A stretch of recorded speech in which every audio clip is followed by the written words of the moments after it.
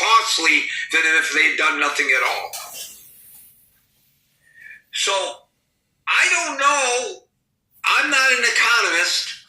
I don't know whether all of this results in inflation or a repression or a depression, or whether we just tighten up our belts and adjust our lives and say this is our new reality, at least for the moment. I don't know. I'll tell you that I drive a conversion van, which I love, and I'm not going to give up driving my van because I camp out in my van, and it is my daily drive because I'm living alone. I don't need two vehicles,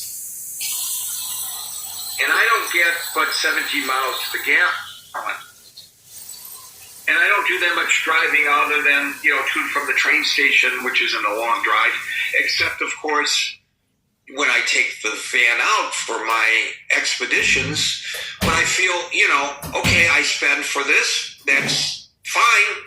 It's my vacation and I want to spend the money that I've saved up to go and explore. And so I don't worry too much about it then. But now on a daily basis,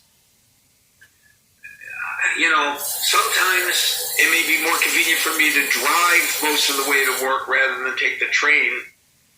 And it's like, well, why would I do that right now? Between the tolls and the parking and the increased gas prices, I've adjusted a little bit. And I bet you've adjusted a little bit too. So I want to hear what you all have to say about that. Folks in the audience, raise your hand. I know some people put their hands up and then took them down because I call you up one at a time now. So don't get frustrated. I will get to y'all. So today, we'll start our discussion in the order in which I see folks, which begins with Marshall, followed by Scott. I can't talk too much about gas prices, but debt to GDP ratio means that borrowing as a federal government is harder to borrow as a regular person is harder. It also means that we're not going to be able to spend as much, that we will be forced to cut down entitlements. That's the government policy. Social Security, Medicare, disability, SSID, along with Social Security.